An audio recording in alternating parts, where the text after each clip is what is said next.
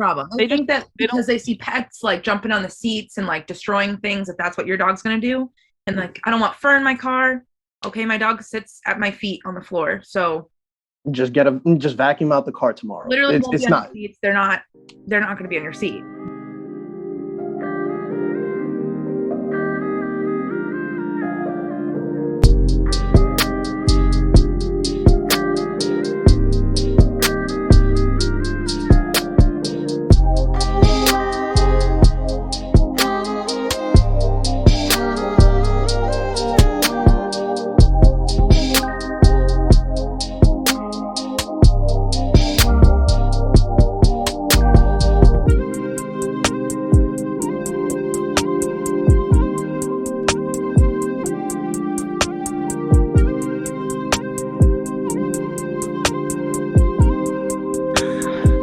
Oh, there's a got it button. Got it. Okay, I found it. Okay, there we go. Did it. All right. So, welcome to Inspirations Beyond Disabilities. I'm Ezric. He's Jay. She's Shy. And he's Jason. And we have a special guest today. Who wants to do a drum roll?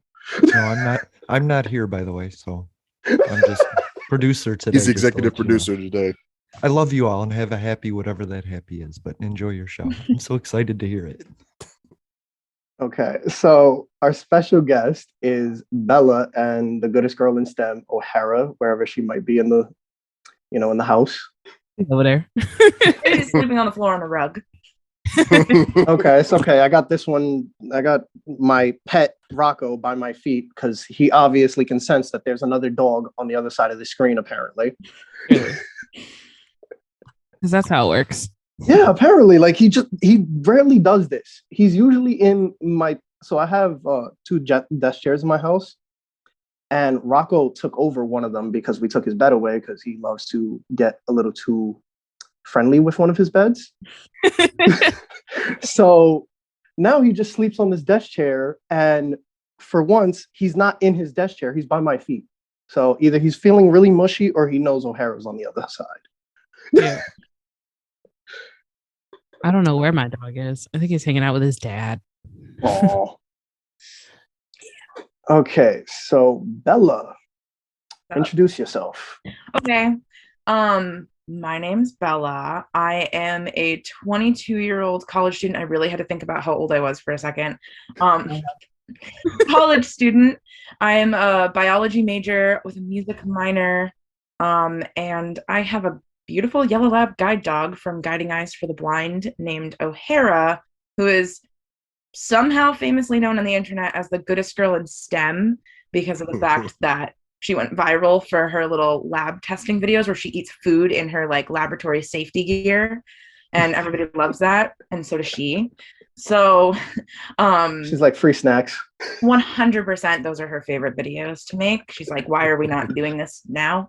But yeah, that's who I am. I started like losing my vision when I was 6 and was declared blind at the age of 11 to Stargardt's disease, which is a rare juvenile form of macular degeneration. And so it's progressive and it's taking away my vision over time. I love the degenerative eye conditions. I know, aren't they great? Will he go fully blind? Yeah, they're fully blind. We'll find out. Who knows? It's amazing, isn't it? Like I got a surgery to hopefully stop it, and apparently it's just slowing it down. Oh, nice. It's what I call the gift that keeps on taking. Oh my God. But you know what? At the end of the day, if it comes, it comes. And I'm sure we'll be prepared. And if we're not prepared, we're strong enough to deal with it. We'll be all right. Exactly. We'll be all right. Oh, I'm so excited to talk to you, Miss Bella. You have no clue. I'm like, oh, I love her. I've listened to this podcast for like a really long time, and I'm like, I love them all. I love them all. And then all your content on TikTok, I'm like, yes. And so now this is like a dream come true. So thank you. So Bella, let me ask you this. When you started out, when you were at the age of 11, did you start out with a cane or did you immediately transition into a guide dog? No, so I actually didn't need to use a cane full time until I was like in high school. Okay. I went to Perkins School for the Blind. So mobility, which for those who don't know is like travel lessons for the blind, lessons were required by my school. Oh, awesome. So they were like, you might benefit from a cane. I was like, I don't want to use a cane because I'm too cool for that and whatever. But then I ended up getting injured a lot and like twisting my ankle. And I was like, I need a cane. But yeah, Gotta so bite that's that where bullet. using it. Yeah, that's always the fun bullet to bite. Everybody, I think, at one point or another goes through that. Like, I'm too cool for school when it comes to like the cane and needing to use the cane. And then you start to realize all the bruises and scratches and all the things that you don't realize where they came from. You just know you've gotten so used to walking into things, it's almost commonplace at that point. Mm-hmm. So yeah. Listen, I'm not even gonna lie. I used to. So I went to a school that actually competes with Perkins, and we used to. They gave us like off-campus clearance back in the day to go get lunch or whatever. And the moment I turned that corner out the campus, that cane was going in my pocket.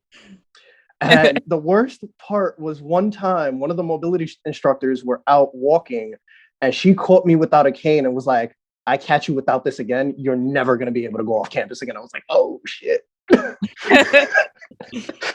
Yeah. Granted, my vision was a little bit better back then. And, like I was smart. My vision is better during, the bright, sunny days. So it's not like I was being reckless.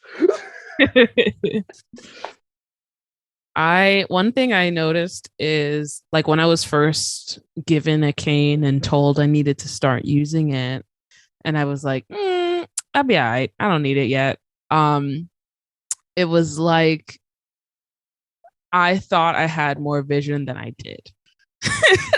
Like I would be like, I think I'm doing pretty well. Like I remember one time I didn't go to a school for the blind, but I did spend a lot of time at our local lighthouse, which don't know, the lighthouse is sort of kind of like a community center for blind people. So they do O&M training. Some of them have where you can get vision exams there, and they can like suggest technology for you. Most of them do classes. Mine did a summer camp. So I went to the teen summer camp for the high school age kids. So I remember one time we were walking around with our counselors, and I was like, RP says your periphery is going, but I haven't really noticed that. And she's like, I have. She's like, you're definitely losing it. And I'm like, oh, good. That's comforting. Thank you. Just as I was feeling good about myself. Thank you for just yanking the rug from underneath me. Yeah, she's like, no, you definitely. And I'm like, oh, okay. For me, so, I got my cane when I was like 8 years old in like second grade or whatever. And I was in a public school at the time.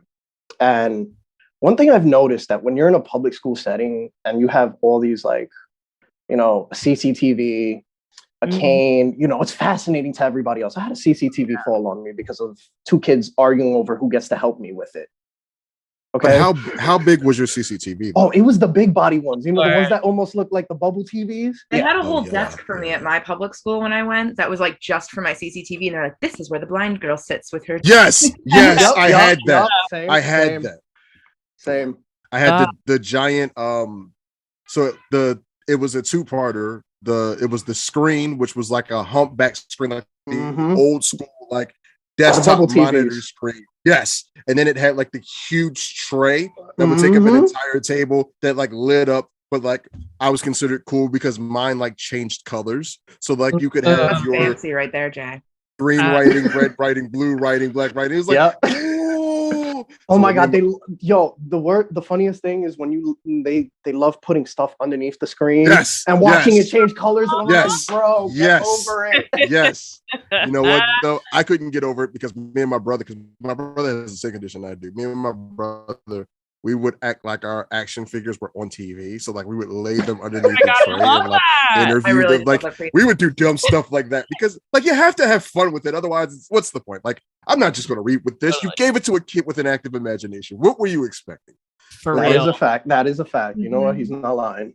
That's funny. I didn't get mine until high school. So my vision didn't really start changing. I've told this story so many times. Regular listeners are like, yeah, we know.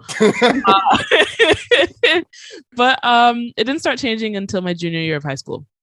So I only had to experience that using technology in school thing for 2 years or for a year, technically for my senior year. So I used this. It was like portable. It was their version of portable anyway.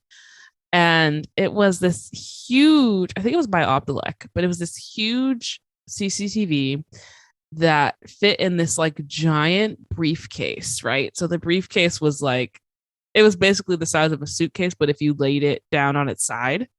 So it's like the Vizio before the Vizio was a Vizio.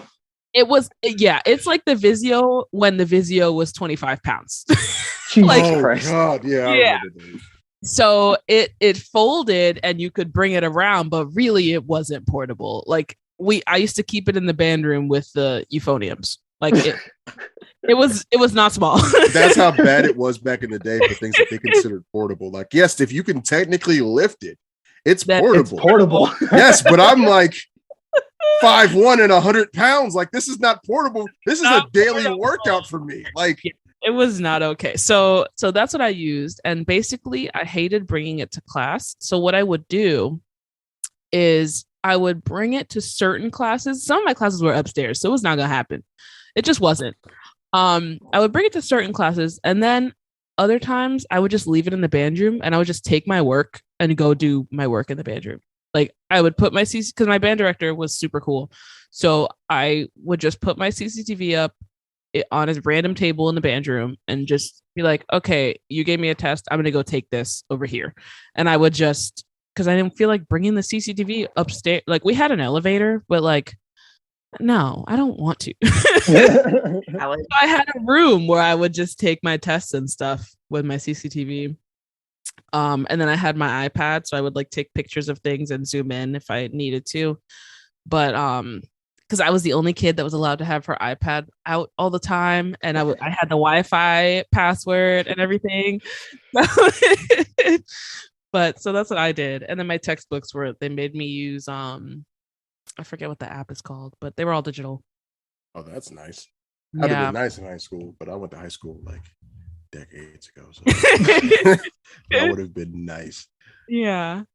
Bella, what was the point when you finally decided that like, hey, either this cane thing ain't working or I just rather have a guide dog? Oh yeah.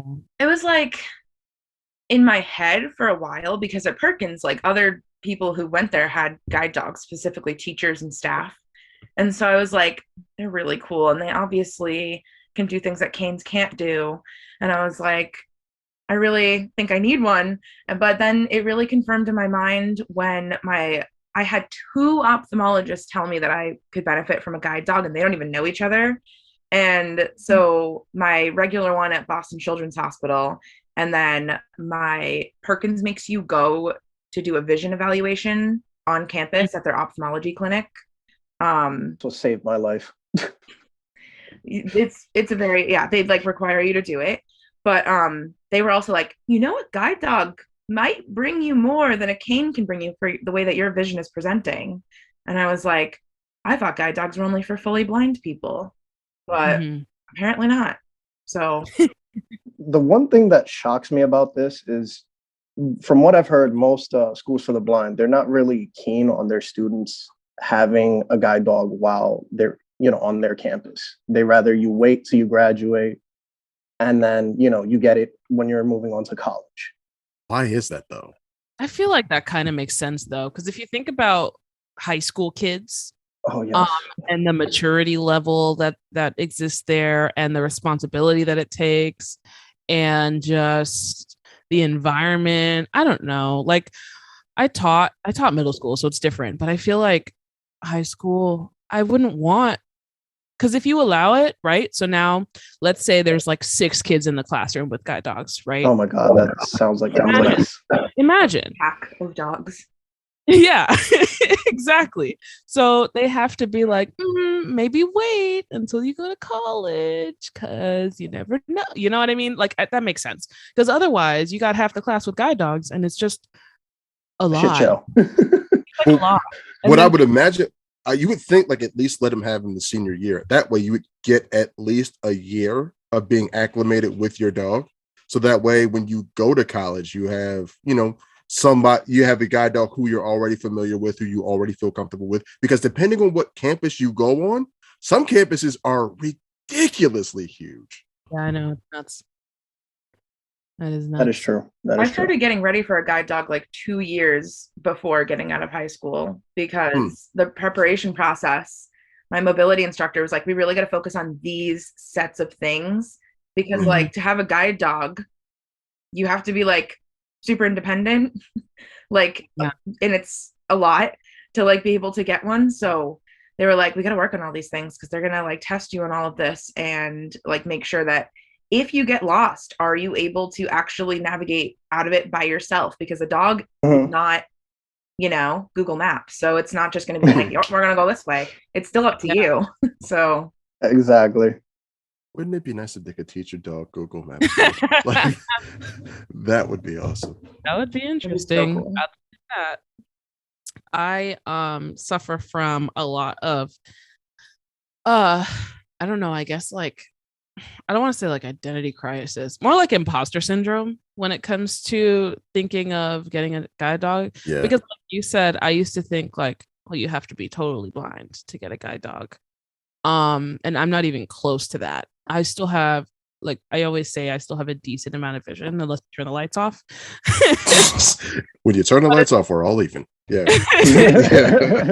But it's like I feel like maybe I'm not, which probably sounds dumb, but I feel like I'm not blind enough for a guide dog, even though I can think of situations where I feel like I would benefit from it more than my cane. But I don't know. I'm sorry. Good. I was just gonna say, I think for because I had a friend of mine, once I like went open that I got approved for mine, go to me, how did you get approved? Because they told me I wasn't blind enough. And I was like, well, I don't know if you remember, I only have one eye and the other eye only has like maybe 30% left. And my vision is slowly deteriorating. So maybe that's why. But like I'm saying this because it doesn't hurt to apply for one and see what they say, because they definitely have to go based on your medical records and also what your mobility instructor has recommended. Yeah, I was just about to say, if you have an O&M instructor, talk to them because they have a way, like my O&M instructor is pushing for me to get a guide dog now. The only reason why I don't have one or I'm not in the process right now is because I feel like my apartment's entirely too small and I have a small child and I just can't imagine what that would look like with a dog, with my guide dog and a baby in here. So when we move in about a year or so, I plan on trying to get in on the guide dog track because I too at times feel like I have more than what's needed for a guide dog. But then I also remember when you travel in unfamiliar areas, like it feels like you have a lot more than you have if you're always in a comfortable area. Mm-hmm. If you're the second you're in an unfamiliar area, reality kicks in with what you have. And it's like, man, maybe that dog would be a lot better than this cane because like Ezra, I remember you did a video talking about carrying a backup cane because what happens if your cane snaps or your cane breaks or you're in an area that you're not sure of and your cane is just like useless. Like it just feels like it's useless. So I actually have a video coming out on that situation. So stay tuned, people. But yeah, I definitely get what you mean. Like it's the simple fact that you never know what could happen. And I think Bella can second this, but I feel like a dog also helps mitigate some of that anxiety too. I would say 100% because like when you are in that situation, it's like you have another set of eyes, another living creature with you rather than just your cane. So definitely. And then also I would say like research because we were talking about the I'm not blind enough thing.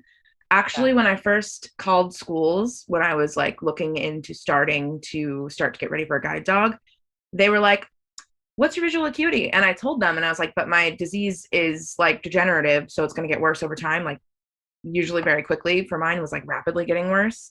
And they were like, yeah, you don't have quite enough vision loss for our program at this time.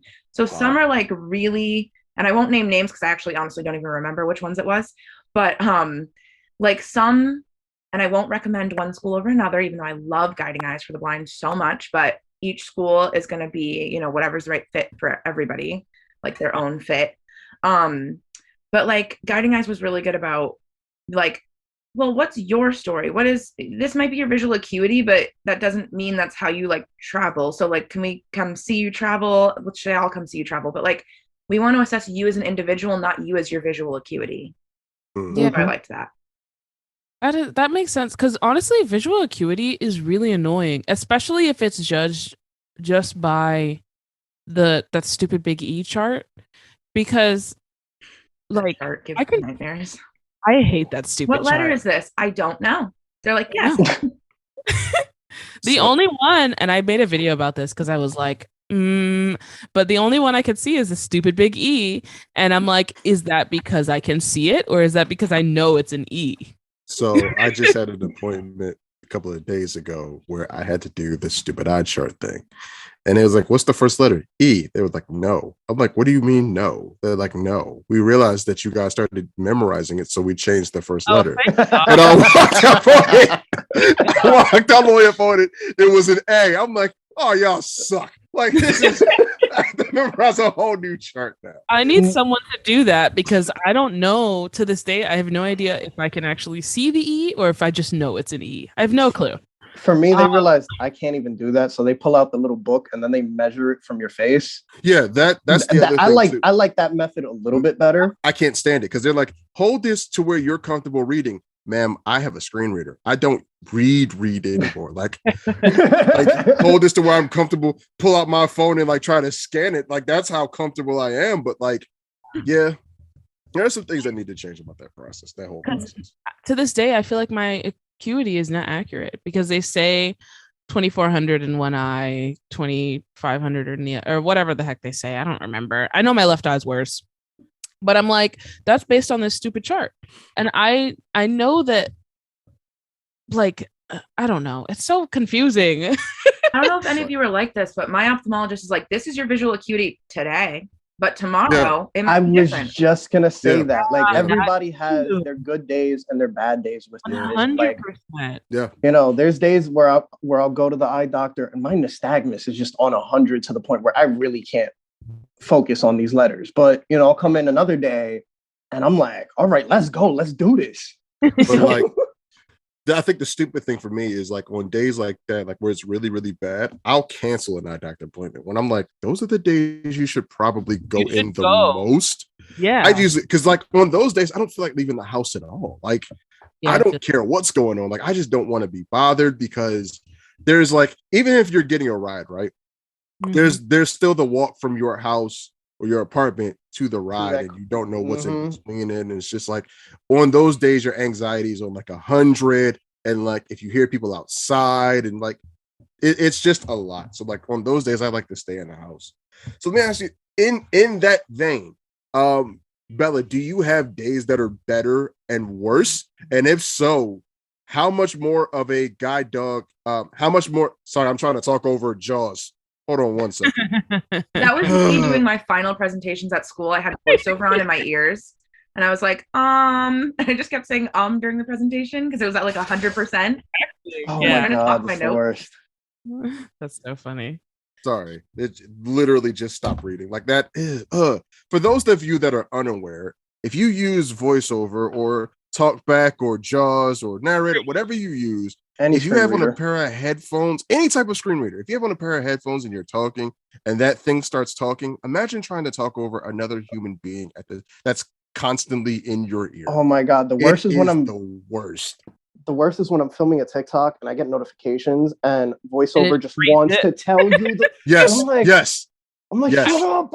You fucked up my train of thought. Let me give you a little inside baseball. If you ever just see me and stutter in the middle of a video, I didn't lose my place. Talkback started talking, and now I'm trying to complete my thought, and I'm like, this is already the 6th time I've recorded this thing. Like, it's so much fun. Clips of me screaming because it doesn't go well. I just like I'm like ah. Start over.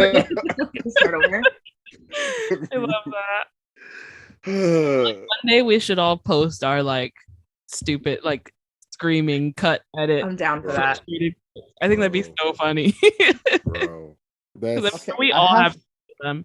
I have to say a controversial topic about talkback and TikTok, and What's I up? just want to gauge your guys' opinion on this. I'm getting kind of annoyed hearing people's voiceovers when they're recording. Like it's I get it. Some people don't have headphones or whatever, but it's something so simple to just get a pair of headphones and put it I in. feel you. Like, Are you talking about like when you hear like creative video at the beginning of a Yeah. TikTok? yeah, like it's just like Also, it takes 5 seconds. edit it out yourself. Yeah, you can clip it out. Yeah, you I can do. actually clip that. Because I know for mine, you'll never hear it because A, I'm wearing headphones, and B, when I'm like not wearing headphones, I'll just because they give you the adjust clips feature, except for in Stitches.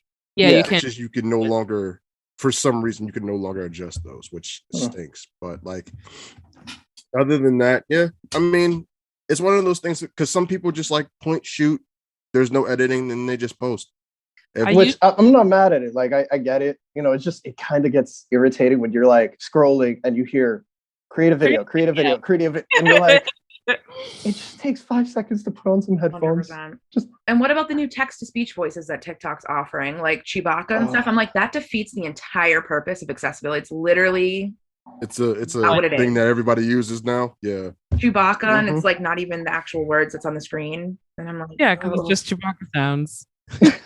And then they're like, how do you use your phone? I'm like, check your text-to-speech setting on TikTok. Like, what do you mean? How do I use my phone? I just tell people to refer to their last 3 or 4 videos because I guarantee you it's in at least one of those.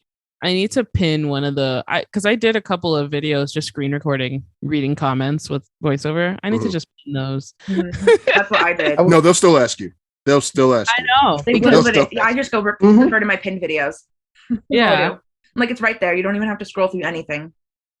Yeah. The worst is when you're in somebody's live and you're actually having a conversation with that person and somebody else in the live goes, well, if you're blind, how are you on here? And I'm like, I got so heated, and it was because I was talking to somebody about, how hard it is for us to find work, because this person is he's like a big time, he works for TikTok, and he talks about job recruiting and stuff like that. So, I got mad, and I was like, Google it. Like legitimately Google how blind people use smartphones. Let me get so here's the downside of Google. Yeah, I just sometimes that answer that they find is not something you want them to stick with. If you Google how do blind people and just space and just look at how many things people have asked. Oh my god, it's crazy. It's ridiculous. So wait, you just out. I was gonna do a video on that because it's so funny. It is the stuff of legend sometimes. You should still do that video, Shy. Please do. Because there are some, if you look at, sometimes the search terms are bad. The search results though are not much better. Like you would think it'd be like, here has a couple of educated, well thought, evidence-based articles that will show you exactly how this goes. No, not at all. Sometimes it will be a Reddit post. And save yourself and your mental health. Don't read the Reddit post. Love Reddit. Reddit is a journey. I love it. Oh my god. Reddit is a journey to therapy sometimes. It has its hits and misses, because I'm not gonna lie, there was a few topics on there's a subreddit for blind people. There's a few topics on there that I remember wanting to talk about on TikTok, but because I'm one of those people that go, oh, I don't feel like doing this today. I'll do it tomorrow. And that idea just out the window. Dude, so this is what I do with those, right?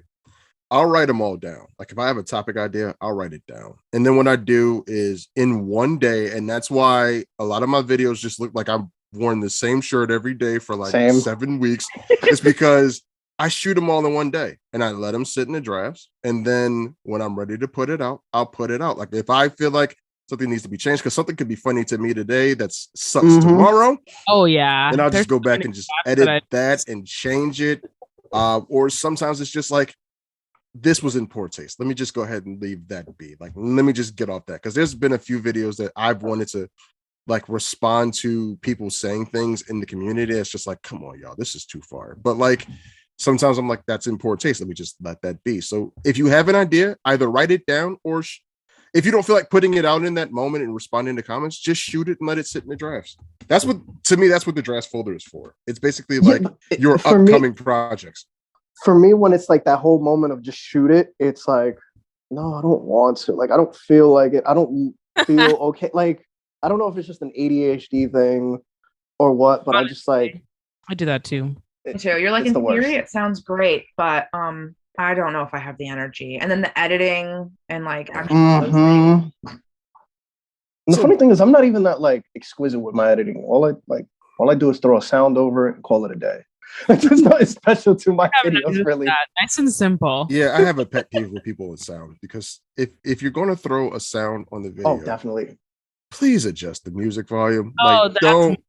I always my first setting is I go 100 on the original sound, which is usually me, and then 10%. And 20% on the actual. Some people literally do the other way, and it's like this, and all you hear is the music just blasting in the background. It's like, okay, I don't even know if I'm gonna watch what this. Are you saying? And the worst is that messes with my ADHD, because I can't, like, it is so hard for me to focus on one thing. So now you got two things going on, and they're overpowering each other. I cannot figure out what is what. Okay, Bella, what? As a large platform creator, because you are killing it, what do you find to be like the joys, like the pros and the cons of like being a TikTok and being a large creator? Okay, first of all, thank you. I wouldn't say, I don't know, I just don't feel. People are like, you're TikTok famous. I'm like, I am. Yeah. Like, I just don't feel it, because in my personal life I'm like a loser. So I'm like, I don't know. Okay. It's so relatable. I'm like, oh, okay. No, my biggest thing is just like all the comments. That's a big struggle, because I try to respond to as many people's comments as possible, and people are like, don't read the negative ones. And I'm like, but then I can't respond to like the people who are genuinely being nice, because I don't have money to pay somebody to go through my comments and like do it for me and like manage them. And I want to be like respectful of those who support me. And so I'm like, I can't just not read the comments. Also, the pressure to post is like is big, because my videos tend to get a decent amount of views, and then if I don't post for a couple days, people are like, where's the video? I'm like, I'm like a full-time college student, and I'm like, people don't. Oh my god! I'm like, I love you all, and this is really, really fun, and I am very grateful for it. But like at the same time, like, I don't get paid enough to do TikTok. I'm sinking thousands of dollars into an education currently, and I'm kind of in the science lab right now, and I can't. So sometimes I like tried to film in the science lab. So I was like, here we go. That's it. That's the video for today. And I was like, it's done. That's it. Well, I was like cell culturing. It was like cool. Science. I don't think people understand that. Like, TikTok is absolutely fun. Like, to me, it's been a creative outlet since I started, right? But like when you're in school, you don't have that kind of time to like. I remember I used to put out like 3 videos a day, and now I'm grateful if I can get like 2 out a week, just because like school is that kind of crazy. And like when you get the messages like, "Where's your video? Where's your video?" And you're like a parent, and you have a new baby at home. Listen, like, people like expect you to just be able to put on a face and do a video. Yeah, it's not really that easy, especially when your child is crying and grabbing it. Oh, Ava's at the stage where she grabs things now. So there's a video where I tried to shoot a video, and she like literally Suge Knight my phone from me. Like, that was the end of the video.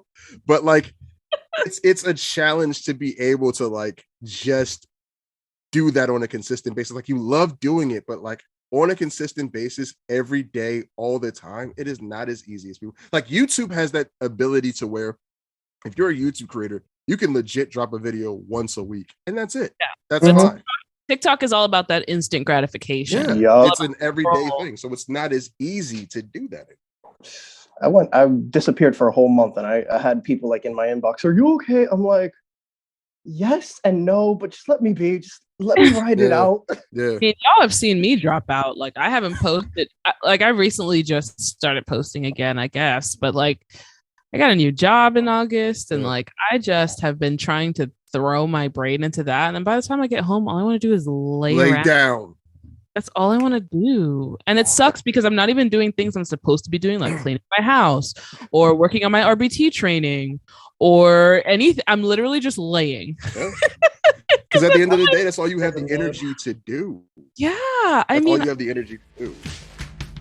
Public Access America. It's always funny because, like, especially because as libertarians, we get a ton of shit, even amongst other libertarians.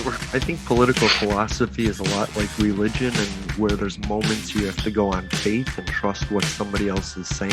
The main focus is just like less dependence on the government because, well, we've seen how that's gone. And you don't have to do that if you think about it in a human way. More dependence on connections with each other. You can always bring it back to what would one human do for another? What would 100 do for 100? People looking out for people. Find Public Access America anywhere you find your favorite podcast every Sunday and Thursday. And join the chat on YouTube at Public Access America every Sunday, noon Eastern, 9 a.m. Pacific. Communities looking out for community. Public Access America. History in the making, making history in the making, in the making, in the making, in the making, in the making. I'm loving my new job. It's definitely amazing and a time, but it's also exhausting because I'm chasing around kids on the spectrum all day, and it's great. But it's like, okay, I'm just gonna lay down when I get home. Totally understood. But yeah, I want to take it back to the bad vision days thing because we kind of got sidetracked. Okay. Does anyone notice that my bad vision days are usually on like overcast days? Anybody notice that? Like cloudy days? I think there's a video trending right now that's like, is your vision worse on rainy and cloudy days? And ironically, today is one of those days. And I went to the gas station and I came out the gas station and it was like a struggle just to see. And I couldn't tell if it was like my glasses were fogged up or if it was just the world around me fogged up, Yeah. And I was just like, I'm so over this. So here's why I say RP is a spectrum. Even like we say blindness is a spectrum, to me, RP is a spectrum. Oh, yeah. I thrive on overcast days. I struggle on sunny days because, especially depending on like if Where you're the sun walking is at. into the sun, Yeah. or like if it's Oh, yeah. Like he was gonna. I knew he So, was like, gonna say that. earlier this year, like when I first started like my internship, I would take the bus to work, but because like I would have to cross the street and then cross back like one of the busiest streets in Philadelphia, Broad Street, to get home, I would walk home.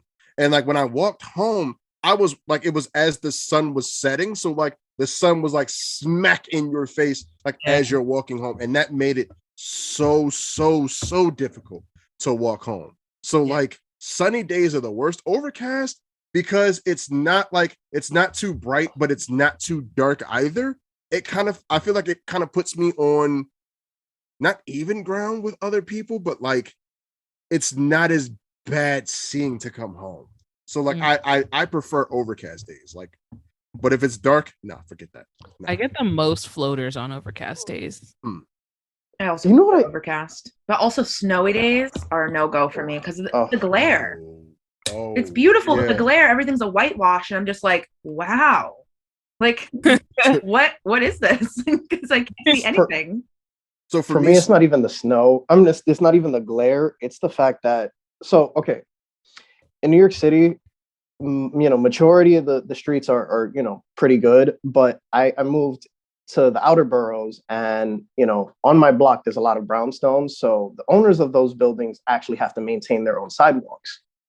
And I just had this one neighbor when I first moved out here that refused to shovel his sidewalk and just would love to wait till the sun would come and melt it away. Which that was Texas. Don't ever do that, because you just create more issues, because it becomes ice.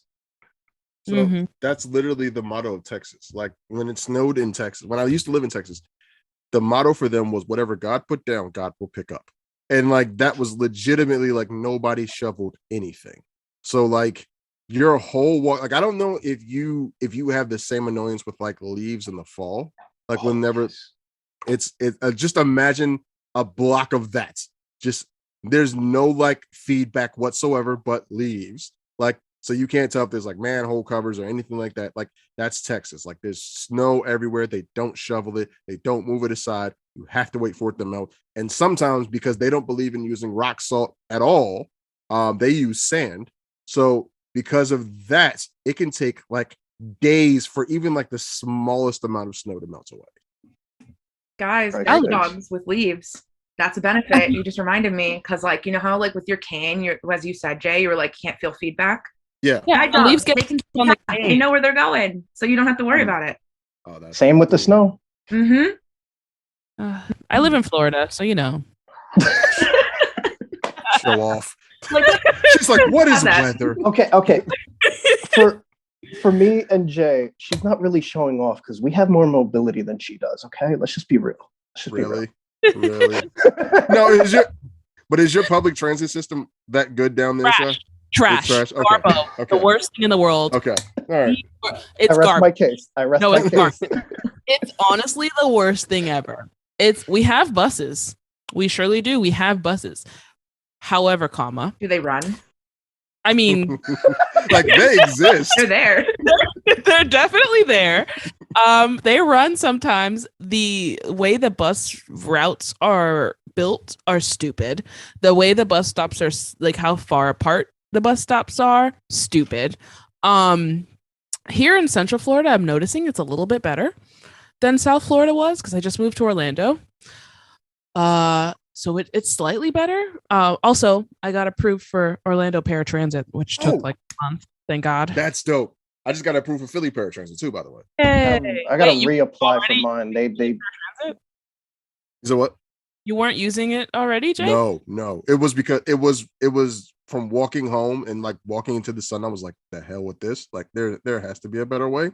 And I got approved for paratransit in the span of a weekend, which is my O&M instructor was like, you know, that was a miracle. That's insane. Yeah, because Philly's turnaround time is 3 months. That's everybody's turnaround time. Yeah. I submitted mine on a Thursday and they were calling me like that Tuesday to be like, hey, you want to come pick up your CCT card? I'm like, I'm sorry, what? My excuse. So got mine. I'm excited because now like that's just, yeah. I lived on paratransit in South Florida. It's how I got to work every day. It was my main source of transportation because it was $7 for a round trip. So it's like way cheaper than an Uber. Yeah, definitely. It would take me like $25 to get to work every day if I took Uber. Yeah. But yeah, so I finally hooked up with paratransit here, which is great. Bella, do they do paratransit out in Boston? We do. In my area, it's specifically called the Ride. So it's a part of the T system. It's interesting. It's an all-day event. So it's an all-day event. If you are going, let's say, 45 minutes away, you really have to plan your whole day instead of just, getting in an Uber or Lyft, because they can take hours and hours and hours. I one time waited in a parking lot in a ride vehicle with O'Hara in the middle of summer with no air conditioning on in the car, waiting for what they call a transfer for another person to, get dropped off by a different van so that they could get on our van. So it's different territories. And they were like, yeah, we're just going to sit here and wait for them. And I'm like, it's been 2 hours. And they're like, yeah, we just got to wait. We're their transfer. So you can literally, a 45-minute trip took me 4 to 5 hours. Wow. Jesus Christ. Wow. Yeah. Well, thank God mine wasn't that bad because they were late all the time picking me up. Oh, yeah. But nothing like that. That's disgusting. I'm going to tell you why they do this, because this is a common occurrence with all paratransit. And it's because the drivers that they hire are paid, by the mile as a cab driver would. And they know that, because it's a government contract, they, it's whatever. They're not going to really look into how shitty and how useless their drivers are. So these drivers will take advantage of the fact that you can't see or you can't really say much and take the longer route. Like I've had my friend come out here from my house. She lives a little bit further out in Brooklyn, but the paratransit would take her into Queens to go back into Brooklyn, which makes no sense. It's just to rack up the miles so that they could get paid more. And, because it doesn't make a difference to us. We're still paying $275. But that's the thing for Philly. Like SEPTA is not government contracted. SEPTA is actually privately owned, and they still do that same thing. Well, believe it or not, they do. As far as like paratransits and stuff like that, they still get like government kickbacks because of the fact that they're helping us out. Yeah, of course. So that's kind of why it's not because it's like, you know, government run. It's that it's government assisted. I know that the South Florida, well, the Broward County, which was TOPS, it was like two different programs that were government contracted, like by the state, and everything, but they got paid hourly. So they didn't take the longer route per se intentionally. They just, I think the way the scheduling is run down there is just stupid. So sometimes they're just ridiculously late, or sometimes they'll drive you past your destination to go get someone else and then go back to your, which is not the driver's fault because they have to follow the manifest. Mm-hmm. So it's really scheduling that screws them up. And then up here, it's Lynx is the company in Central Florida, and I think they're in other places in the South, but they're like a business.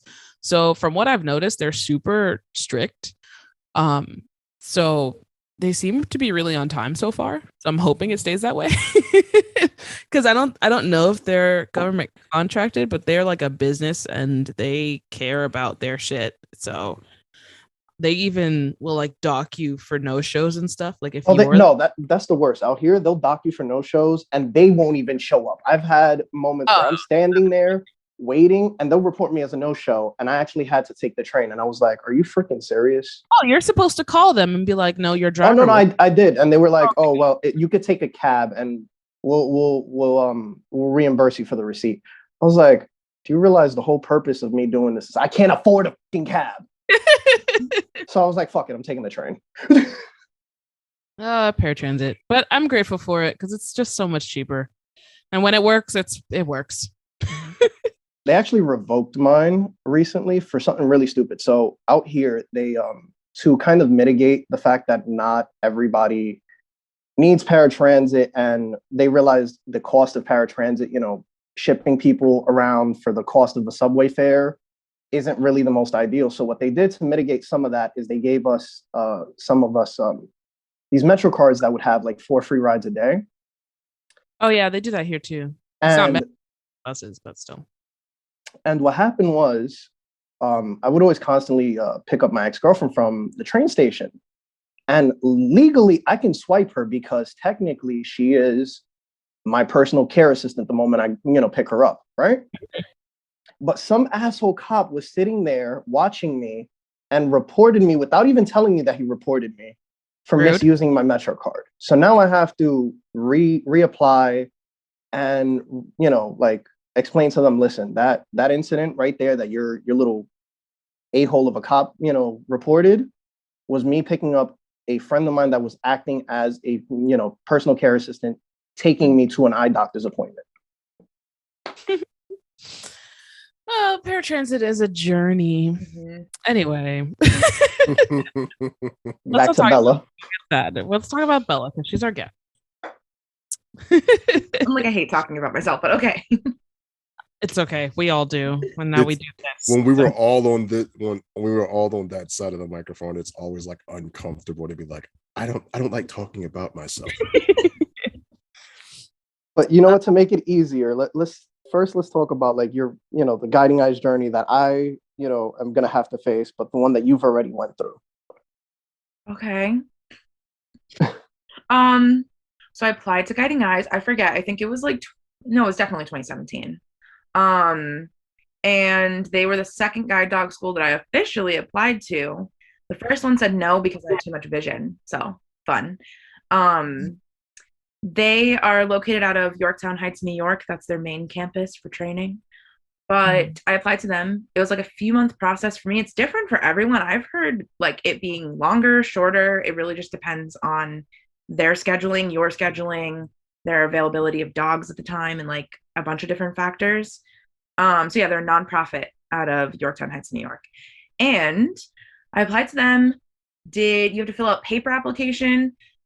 or you can do the online one, but it's like very detailed about your Mm-hmm. disabilities and about your vision. And then you give one if you have a mobility instructor at the time. I did. So I had to give one to my mobility instructor. That's also lengthy and like very detailed. Ophthalmologist, if you have a therapist at the time, primary care doctor, you have to give it to. Then Guiding Eyes calls you, goes over literally everything that everybody said and what you said and more. And then that's like an hour-long phone call. They're like, we're gonna have somebody come out and do a home visit, send a field representative out. They're just gonna watch you walk and like sit down and talk to you about the responsibility of having a dog. Because yeah, it's a cute, fluffy friend, but like also expensive and like time consuming and like a lot of things. So, and they give them for free, which is great because I don't have she would have been $50,000, which is nuts. But yeah, that's why they're a nonprofit. It's like really, really cool, and people donate and stuff. Then they came out that I did that home visit. Then I talked to their program nurse because I was going to do a 3-week training on campus. Their on campus training. And what else did I do? I had to get a tuberculosis test, an updated physical. Yep. And then wait for the decision. And they're like, well, the next meeting actually ended up being right after I finished that. So that was lucky for me. But then the news is we have a dog for you, which is like, oh my gosh, yes, they said yes. But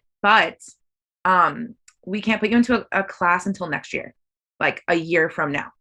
So, yes, a lot of times for like a year or more. You're like, oh my God, I can't contain the excitement. And it's like, you're just constantly thinking about it for like the entire year. That was my experience. And then I went to train with them for like 3 weeks. And I have never wanted to stay somewhere more in my life. Like I would live. I literally live. I was like, my family was calling me on this like 3-week thing. And it's like a big deal getting a guide dog. Like, they're like, are you having a good time? Like, yeah, actually cannot talk to you right now. I'm having the best time in my life. On them. And I was like, gotta go. Don't have time. That's amazing. Got me even more excited now. Thanks. Sorry, my bad, but it's worth it. I have a question. So I know that when you're applying and stuff and they watch you walk around and blah, blah, blah, I know that they want you to be super independent, right? You got to have your mobility skills down packed because you can't fully depend on the dog all the time and all that shit. So what kind of things are they looking for when they do that? Like, so the walk part, when they meet you, they are looking for, because if people don't know, Guiding Eyes is a pre-matched program. So like they'll match you to one of their dogs that they think will best fit you on paper. However, that was not the case for me in person because the dog that I walked with that I was matched with on paper is not O'Hara. So they still will have you work with other dogs if the dog that they thought might work wasn't going to work out. But they just want to make sure that they're going to have a dog at least to try, instead of you just showing up and there not being any dog that would be for you. Looking for personality of you because they want to match that to the dog. For me, I'm a very shy, introverted person. So they gave me a very outgoing dog because they wanted to counterbalance and they wanted her to bring me out of my shell a little bit more. So they purposely did it. They watch walking speed, walking stride, because every dog has their own comfortable walking speed that they want to work at. It can be slowed down or sped up, but there's like a general walking speed that they want to walk at. It usually matches yours. They're checking for like literally so many different things, but they're like trying to check for all the matching process. And they just want to make sure that like your cane skills are fine and that like whatever, they're basically just testing your mobility skills. But a lot I just want to make sure you know where you're going and how to get there before they pair you with somebody. 100%. Yeah.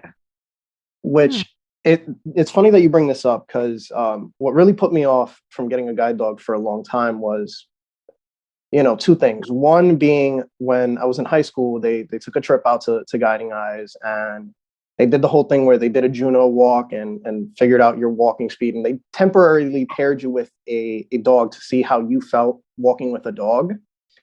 And the dog that they paired me with was this big yellow lab that just was super overwhelming with the way they were walking me. Like it didn't even feel like I was walking with it. It felt like it was just walking me. Like my arm was just up and down, up and down. I was like, this is not for me. And then to add insult to injury, I'm one of those people that if I see a packed subway car and I'm in a rush, I'm squeezing my ass on there. Mm-hmm. So my thought process is now with this extra huge body, I have to sit and wait until one comes that I actually fit on. Mm-hmm. But, now with this pandemic, I realized I have to suck it up. And the beauty of having a guide dog is it's going to give me the space that I need, because I really do not like being in crowded environments. Like, it's funny because I live in New York City, but I just don't like I avoid Times Square with a burning passion, because I cannot stand having like more than 5 people like on top of me typeness. Like, it's the worst. It's a sensory overload type of system. Exactly. It's definitely that. Yeah, that for sure though. For me, I get sensory overloaded with noise more than people. That too. I feel like when you go to a restaurant, and I think we've had this discussion, so let's not go there. Yeah, exactly. Not even restaurants, but like clubs and stuff.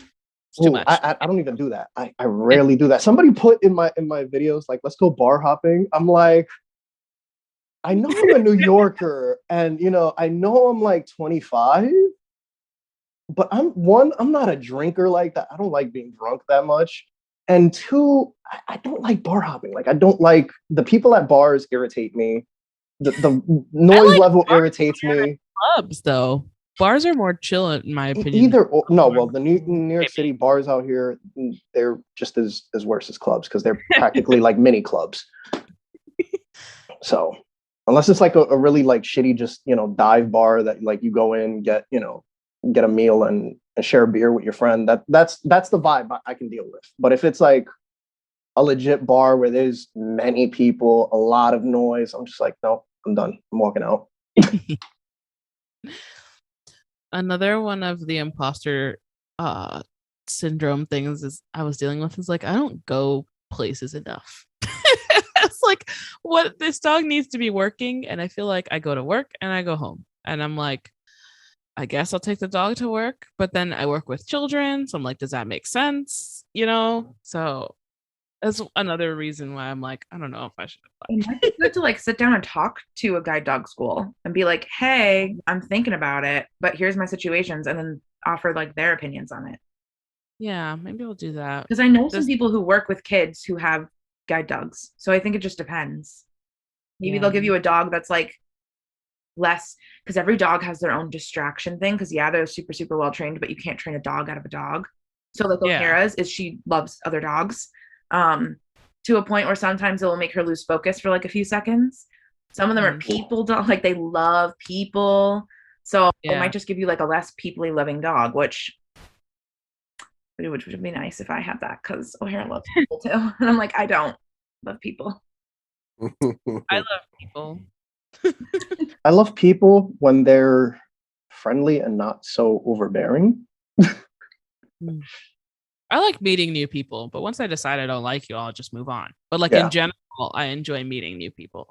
My favorite is like out here in New York City, they see me walking with my cane, and sometimes you get that one person that stops you and goes, how do you do it? And like they'll have like a full conversation with you. And I love those because you're educating someone. They're not sitting there watching you and making like, like their own opinions. Or filming you. You guys ever oh my filmed? God. I've been filmed. I'm waiting till I find the TikTok where somebody's, look at this blind man use his phone. And I'm like, yeah. I've been filmed quite when me, Kate, Elisa, and Brittany went to South Beach, we got filmed every single night. I'm sorry, they filmed you? Yeah, they filmed us. We were walking, like we would leave our hotel to go out because we were right on Ocean Drive, so like all the bars and restaurants and other hotels are like all within walking distance. We did that on purpose because obviously we can't drive. So we would get all dressed up and leave the hotel and just start walking, figure out where, maybe we'll walk into this bar, maybe we'll go to this restaurant. Like we didn't have a plan. We would just walk around until we found somewhere we wanted to go. And literally as soon as we started walking, it would be people. Oh wow, look at y'all all blind. Who are you guys? They're like, what's going on? What do you need those sticks for? And then people would have like their phones out because Kate had I think she had just had her. No, it was before that. But she has better night vision out of the rest of us. So she would be like, they're filming us. Like they literally have their phones out. And we're like, oh, good. That's great. I love the question, what do you need this stick for? Like there are so many answers I've given. Fencing. Some yes. Fencing. Someone asked us if we were in a sorority or because they do the step with the listen. I would have said yes. It just broke down and started stepping terribly. We totally said yes. We were like, yeah, the sorority of the blind, sisters of the blind or whatever. We were like, yeah, of course we're in a sorority. That makes sense. It's so stupid.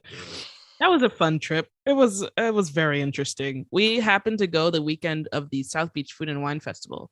So that's why there were so many people like walking around at night. We didn't know. That was not intentional.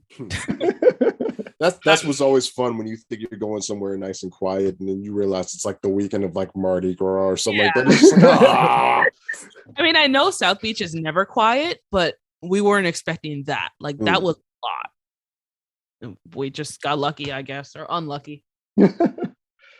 So Bella, for you, we always hear the pros of like, you know, having a guide dog and choosing a guide dog. Have you experienced any cons in having a guide dog? Yeah. One of them is the fact that, well, she can technically go most places with me. There's like, except for sterile environments and like some religious places can say no. But really? Yeah, religious places have the right to say no. They don't have to, but they can say no, like churches and stuff. And they can't get in trouble for it. But like operating rooms, burn units, places that are like sterile, like that culinary kitchens, they all guide dogs, like service dogs and whatever, are not allowed in there. For obvious reasons, that makes sense. Yeah, that makes sense. But like, one of the things about is people always like would stare at me with my cane, but I get a lot more stares with a dog. And a lot more commentary about me openly in front of me as if I'm not there. Oh, that's yeah. Oh my gosh, look at the cute dog. Look at them walking together. Like I exist. Hello, I can hear you. So that's awkward. Can't fold the guide dog up and put them away.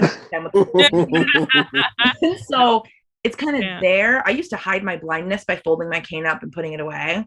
But like no hiding blindness with a guide dog. It is there. It is out in the open. So like that, and also the fact that like I was in college. I never really went to a college party ever because it's not really my thing.